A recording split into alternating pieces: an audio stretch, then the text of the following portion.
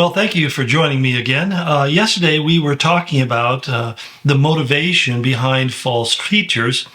And one of the things I talked about is how false teachers continue to perpetuate and proliferate because they're pretty effective at what they do. They offer people permission to do things that the Bible says are shameful ways. In other words, when we tell people that they can live in a same-sex relationship and it's not sin, people who want to live in a same-sex relationship will gravitate towards those people. And that's basically the idea. There are people who are in search of significance by having a following. But what they do at the same time is by calling themselves Christians, it brings, he said, the truth of God into disrepute. In other words, it hurts the reputation of the church. And it's interesting because there are people I have discovered who say some very unkind things about myself and about our church and our ministry because I take such a overt and strong position on these things. I mean, I believe that I'm just being uncompromising. They would say, well, you're not being loving, you're not being gracious, not being understanding, you're not trying to understand what brought them to where they are and what they have to go through and how hard it is and blah, blah, blah. Yeah, I kind of get that, but that was be kind of like the angels going into Sodom and saying, I know these guys want to rape us, but hey, they had a rough childhood. At some point, you have to simply say, this is wrong, and it should stop. And if you don't stop, consequences will take place that will bring it to a stop. I mean, that's speaking the truth in love. You continue in this behavior, and it's going to be self-destructive, not only you individually, but to the people around you. In fact, an entire culture, as happened in Sodom, could collapse because of this kind of compromise. And that's really what it comes down to. But see, the people who push these kind of things don't really hear that because they are greedily going after their own gain. And it amazes me how I remember I had one mother and father were trying to convince me to accept their son's homosexuality. And they brought me a book and asked me to read it. And I thought it was an honest request, so I read the book. When they came to get my perspective, I pointed out to them that I was sympathetic to the young man's story who wrote it, how he ended up in this lifestyle. But then when he tried to use scientific arguments to prove his points, and then he tried to use biblical arguments, I had to point out to him, I said, these two chapters are just BS. I mean, these are not valid. I mean, I don't deny that circumstances led him to where he's at, and I'm sorry that he's in that situation, but until he comes to accept that there is no scientific basis for this, and secondly, there's no biblical basis for it, he's going to be stuck in a sin that he'll end up regretting one day. And you find it's interesting because there are all these stories out there, people saying, well, I need to be heard. You have to hear what I have to say. And I don't think that's really necessarily always valid. I think that if somebody has something to say to you, you should listen to them. But if they say to you stuff that's false and nonsense, say to you things that are a lie and dishonest and deceptive and misrepresent the truth, then you need to point that out as well, because you're not helping them or anybody by pretending that what they're saying is real or true or has any validity to it. And that's why he basically says you have to be careful, because a lot of people will follow after this. But as he goes on talking about their action, he says, this is the warning. Their condemnation has long been hanging over them. And so it's not like one day in the future they're going to be condemned for their behavior.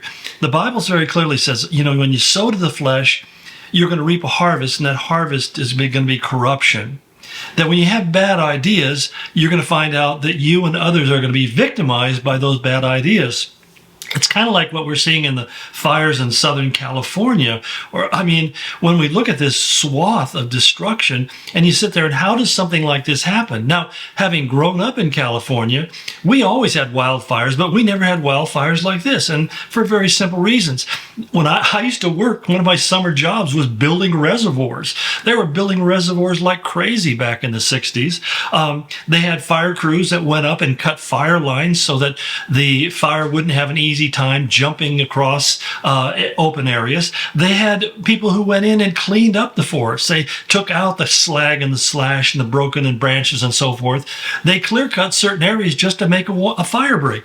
There was a whole lot of things. And then, of course, they brought in people year round to manage these fires.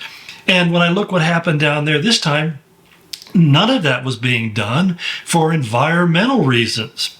and for economic justice reasons, and they were diverting billions into these other things. I'm probably telling you stuff that you've already heard and you already know. But I think it's such a classic example where bad ideas has victims. And we know some of those victims who have lost literally everything. And yet those people who have perpetrated these lies will not admit they're a lie and will not even take ownership for them because they're greedily holding on to their positions of power and authority. And so who knows whether or not Californians will get smart enough to kick the bums out, or if they'll just continue to allow it to happen over and over again. Because I almost feel like the residents of California have become like abused children. They just expect to be lied, cheated, steal, and have their taxes taken away from them. And, it's really puzzling to me. I also highly suspect that their election system is incredibly crooked. The way they use mail-in ballots, it doesn't make any sense the way these people continue to hold on to positions of control. But again, getting back to Peter's warning, he says, but sooner or later, he says, it's going to catch up with them. In fact, he says it's hanging over them like something that's waiting to collapse and drop on them. And their destruction has not been sleeping. And I think that's the thing you and I need to keep in mind, because we get frustrated because there's a not immediate consequence to bad behavior. It would be in our minds so simple if people did something wrong and immediately they got in trouble. Well, let's try that on you for a moment. What would happen if every time that you went over the speed limit, you got stopped and given a ticket? Well, it would probably make you a much more careful driver, but at some point, doesn't that become insane? Isn't that what we don't like about traffic cameras and all this different dynamics where they actually have things in your car that squeal on you to your insurance company? I mean, the idea is we're not perfect and we fail, and we don't want for ourselves immediate responses. I don't want to get hated and punished every time I say something that wasn't thought through or was an impulsive remark or action or thought. And so as a consequence, I like grace, I like mercy, and I think that the people who are doing these bad things are being shown that. God is being gracious, he's being merciful, he speaks to them. It's kind of like, how many times did he confront Pharaoh before he finally destroyed Egypt and destroyed Pharaoh's own house? Well, there's 10 times, 10 plagues. And so you look at that, that's a long suffering of God. And so these people may be getting away with it in our eyes, but they're not getting away in God's eyes. What's sad is when they think they're getting away in their own eyes. And so they keep on doing it and doing it and doing it, as we see many of the politicians, national politicians, who, are being exposed for their works all over the world. People are more and more recognizing how wicked and corrupt they are. But they've been getting away with it for decades. And now they don't know how to deal with it. They've lived by lies and they don't know how to respond except to tell more lies to try to cover up the other lies that went before the lies that they said before. But here's God's promise. And I love the way that Peter lays this out very interestingly. For in verse 4, he said, if God did not spare the angels when they sinned, and sent them to hell, putting them into gloomy dungeons to be held for judgment. In other words, there are a certain number of angels that were cast into the abuso who aren't troubling the earth. They're being held in captivity, awaiting for judgment. And then he goes in verse 5, he says, if he did not spare the ancient world when he brought the flood on its ungodly people. And then he says in verse 6, if he condemned the cities of Sodom and Gomorrah by burning them to ashes and made them an example of what is going to happen to the ungodly.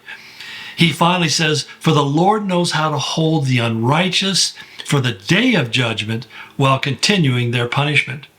So God says there is a day, and where God says that's enough. There's a place that God says that's too far. In other words, when he told Abraham that one day he was going to give him the land that was currently occupied by the Canaanites, he said, I'm not going to give it to you now because their iniquity has not come to its fullness. They haven't reached that point where I say, okay, that's enough. But it was coming. And so this is the kind of thing that Peter is trying to reassure us. He's saying, you just have to look at the way that God has dealt with humanity throughout Scripture. And wrongdoers don't get away with doing wrongdoing all their life. There is a point of punishment. And the only reason we get frustrated is because oftentimes their wrong touches our life. And we feel like it's unfair, it makes it wrong.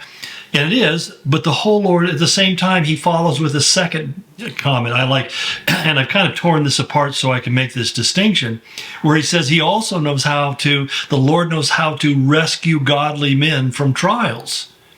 Evil men may do things to us, but God knows how to rescue us. He knew how to protect Noah, who was a preacher of righteousness, and 7 others. He knew how, thirdly, he said, to rescue Lot, a righteous man who was distressed by the filthy lives of lawless men.